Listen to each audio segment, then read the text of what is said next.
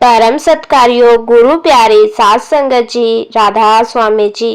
सात संगत जी, संतों महात्माओं की क्या मौज होती है, ये तो संत महात्मा ही जानते हैं जी।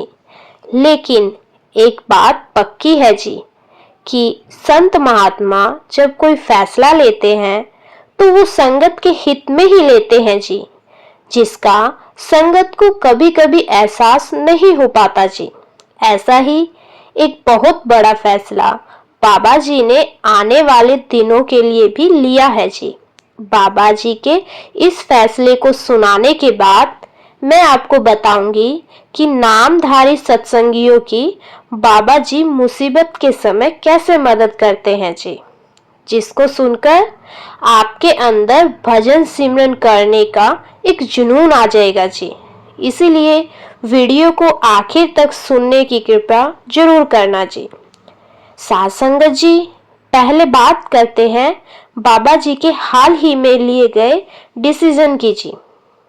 बहुत सारी संगत दिल्ली में होने वाले बाबा जी के भंडारे में ये सोचकर जा रही होगी कि वो भी वहां जाकर नामदान की पर्ची ले लेंगे, लेकिन इस खबर को सुनकर वो संगत मायूस हो जाएगी, क्योंकि दिल्ली छत्रपुर के भाटी सेंटर में आने वाले भंडारे पर नामदान की पर्ची नहीं दी जाएगी जी।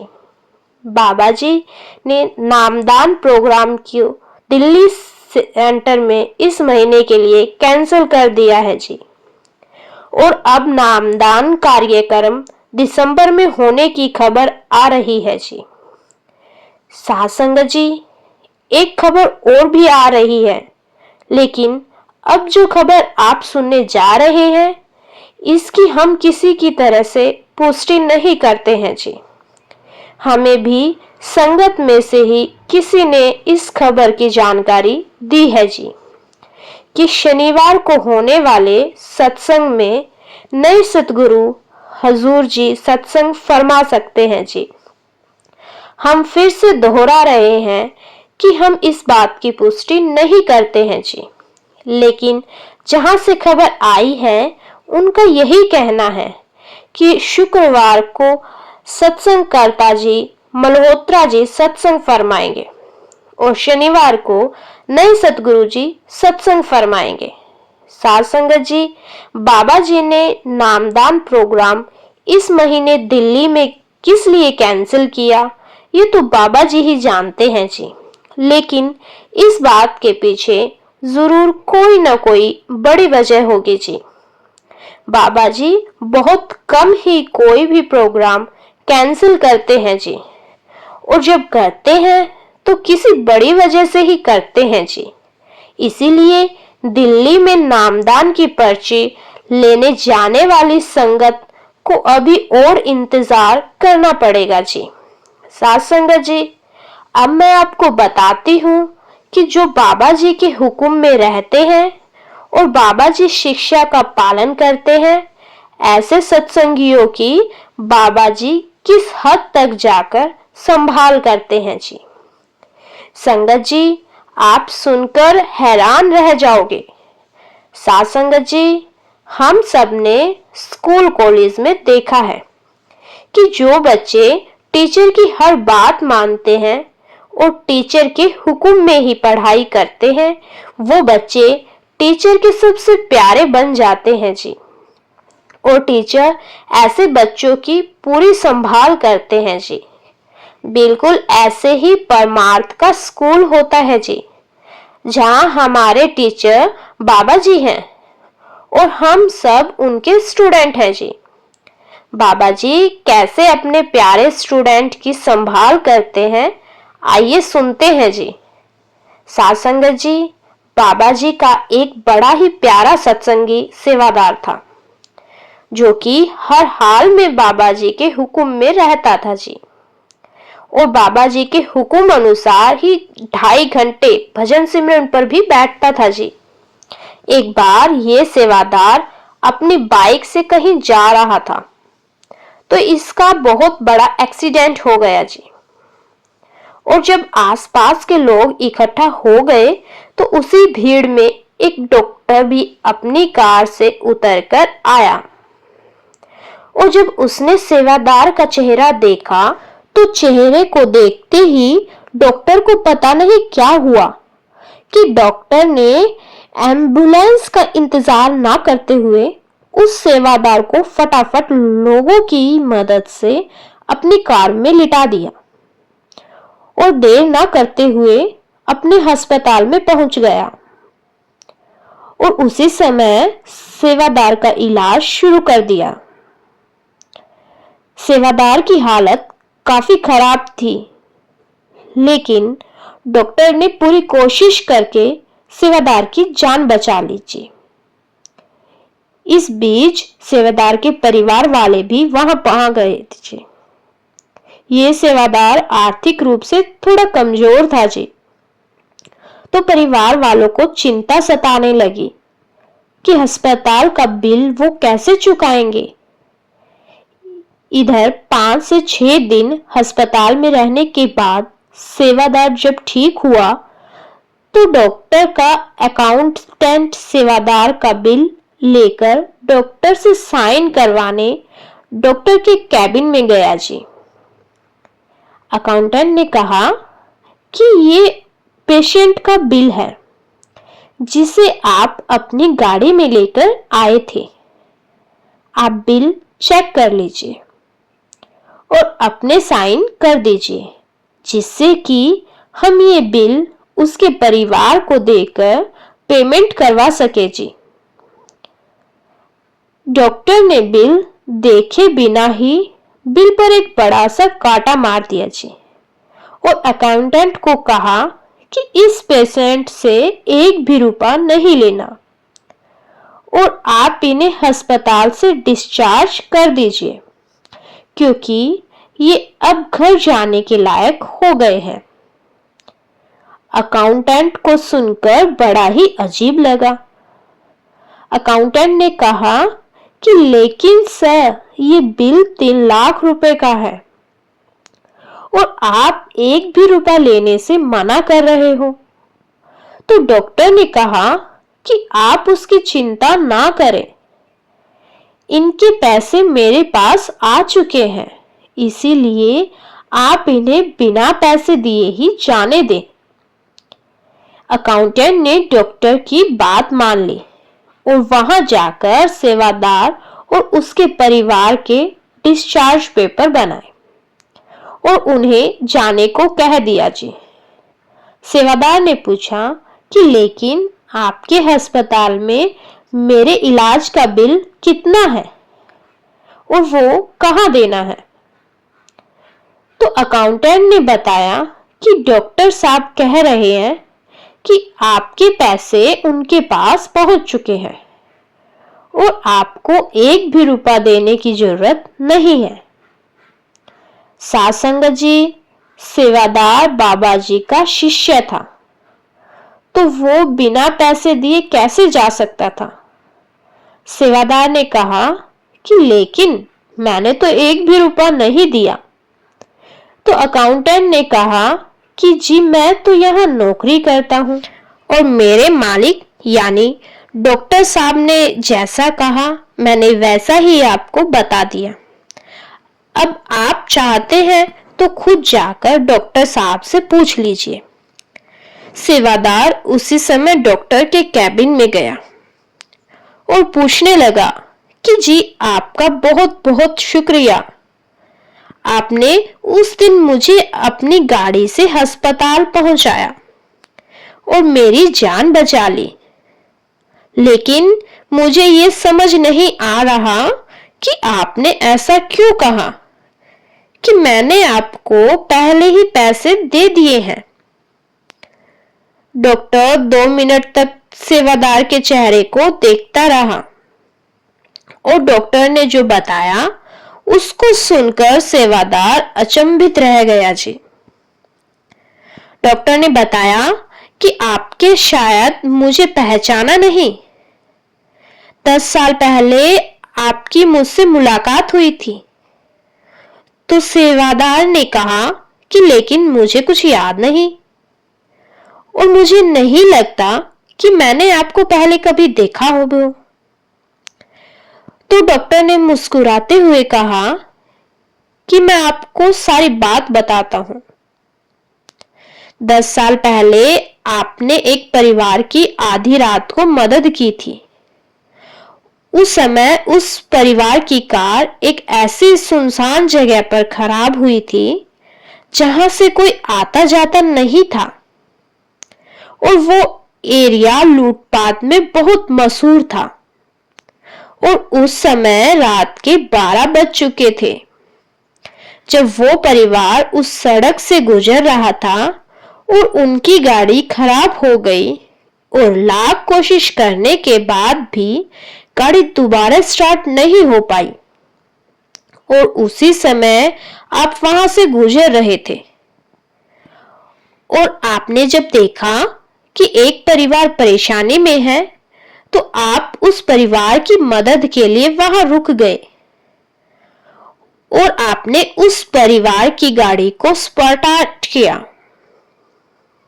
और जब परिवार वालों ने आपको इसके बदले मुंह मांगे पैसे देने की बात कही तो आपने ये कहकर मना कर दिया था कि जी मेरे गुरु ने एक बात सिखाई है, इंसानियत के नाते अगर किसी की मदद करो तो उसके बदले कभी पैसे मत लो। और आपने ये भी कहा था, मैं यहां स्पेशल तो आया नहीं, मैं तो इस सड़क से गुजर रहा था। तो जब मैंने देखा कि एक परिवार मुसीबत में है तो मैंने मदद कर दी। फिर आपने बताया कि आप एक कार मैकेनिक हो और आपके गुरुजी ने आपको सिखाया है कि मुसीबत में फंसे इंसान का कभी फायदा मत उठाओ, और जब मदद करो तो व्यापार मत करो। उस दिन अगर आप मुझसे 1 लाख रुपए भी मांगते तो मैं दे देता, लेकिन आपने एक पैसा नहीं लिया और वहां से चले गए। वो परिवार मेरा था, और जिस आदमी ने आपको उस दिन पैसे देने की बात कही थी वो मैं था। और उस दिन से लेकर आज तक मैं आपका चेहरा नहीं भूल पाया हूं, और मैं भगवान से हमेशा प्रार्थना करता था कि किसी तरह आपसे फिर से मुलाकात हो जाए और मैं अपना वो कर्ज उतार सकूं। और भगवान ने आज मुझे अपना वो कर्ज उतारने का मौका दे दिया। उस दिन आपने मेरी और मेरे परिवार की एक ऐसी जगह से जान बचाई थी जहां अगर हमें रात काटनी पड़ जाती तो हमारे साथ कुछ भी हो सकता था। तो भला मैं आज आपके इलाज के बदले आपसे 1 भी रुपया कैसे ले सकता हूं? ये सुनकर सेवादार कहने लगा कि जी इतने साल पहले की बात मैं तो कब का भूल चुका था, लेकिन आपने मेरा चेहरा आज तक याद रखा। तो डॉक्टर कहने लगा कि कैसे याद ना रखता, मैं आपके जान के बाद रात यही सोचता रहा कि आपके गुरु कितने महान होंगे जिनकी संगत इतनी अच्छी और नेक सोच रखती है। डॉक्टर ने कहा कि क्या आप मुझे अपने गुरु के दर्शन करवाएंगे? तो सेवादार ने कहा जी बिल्कुल।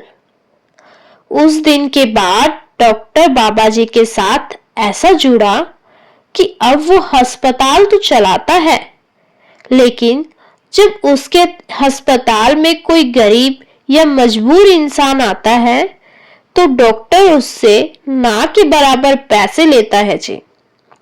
साथ संगत जी, बाबा जी ये कभी नहीं कहते कि आप अपनी दुकान या व्यापार से कमाई ना करो। बाबा जी सिर्फ यही समझाते हैं कि हक हलाल की कमाई करो, किसी से भी नाजायज पैसा कभी मत लो। किसी ने बाबा जी से बिल्कुल ऐसा ही एक सवाल किया था जी।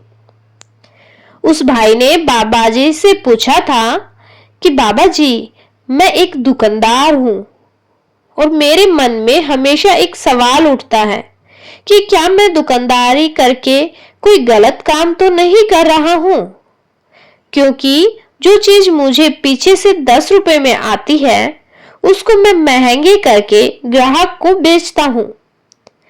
तो क्या ऐसा करने से मेरे कर्म बनते हैं? तो बाबा जी ने उसको समझाया था कि बेटा, अगर आप उस चीज में अपना एक जायज प्रॉफिट जोड़कर बेचते हो तो इससे आपका कोई कर्म नहीं बनेगा, क्योंकि दुकान पर आप मेहनत करते हो और मेहनत के बदले एक जायज प्रॉफिट लेना कोई बुरी बात नहीं है। लेकिन अगर आप नाजायज प्रॉफिट जोड़ते हो तो आपको सोचने की जरूरत है। इस सवाल पर बाबा जी ने यह भी समझाया था कि बेटा, अगर कोई जरूरतमंद और मजबूर इंसान दुकान पर आए तो आप उससे कम से कम प्रॉफिट लो और हो सके तो बिना प्रॉफिट के उस चीज को उसको बेच दो। साथ संगत जी, बाबा जी की इन्हीं शिक्षाओं का उस डॉक्टर पर ऐसा असर पड़ा कि वो जरूरतमंद और मजबूर लोगों से सिर्फ उतने ही पैसे लेता था जितना इलाज के लिए बाजार से सामान आता था, और सामान भी बिना प्रॉफिट के मरीज को दिया करता था जी। और ऐसे मरीजों से डॉक्टर अपनी फीस बिल्कुल ही छोड़ देता था जी। डॉक्टर कहता था कि यह भी तो एक प्रकार की सेवा ही है। साथ संगत जी, अगर सभी डॉक्टर ऐसे सोच रखने लग जाए तो हमारा देश कितना बदल जाएगा और करोड़ों गरीब लोग जो पैसों की वजह से इलाज नहीं करवा पाते, उनका कितना भला हो जाएगा जी। आज महंगे इलाज के कारण कितने लोग अपनी जान गंवा देते हैं जी। साथ संगत जी, आपने इस वीडियो में सुना कि कैसे बाबा जी अपने प्यारों की संभाल करते हैं और किस हद तक जाकर करते हैं। सेवादार की किस्मत में उस दिन एक्सीडेंट होना तो लिखा था, लेकिन बाबा जी ने ऐसी लीला रची कि उसी समय उसी डॉक्टर को वहां भेज दिया जिसके परिवार की मदद सेवादार ने 10 साल पहले की थी जी। सोचो, अगर उस दिन वो डॉक्टर वहां ना होता तो एम्बुलेंस के इंतजार में सेवादार को कुछ भी हो सकता था जी। लेकिन बाबा जी ने ऐसा खेल रचा कि डॉक्टर वहां पहुंच गया जी और सेवादार की जान बचा ली। साथ संगत जी, ऐसे चमत्कार होते उन्हीं के साथ हैं जो बाबा जी के हुक्म में रहते हैं जी। अगर हम सोच ले कि हम तो सत्संग पर जाते हैं, बस इतना ही बहुत है, तो ये हमारी भूल है जी। सत्संग पर जाकर सतगुरु की शिक्षाओं को अमल में लाना बहुत जरूरी है जी। नहीं तो सत्संग पर जाने से हमें कुछ भी फायदा नहीं होने वाला है जी। साथ संगत जी, वीडियो अच्छा लगा तो शेयर करने की सेवा जरूर कीजिए जी और कमेंट में राधा स्वामी जरूर लिखिए जी। और जो संगत पहली बार चैनल पर आई है उनसे विनती है जी, संगत के अपने इस चैनल को सब्सक्राइब करके चैनल का एक हिस्सा बनिए जी। गुरु प्यारी साथ संगत जी, राधा स्वामी जी।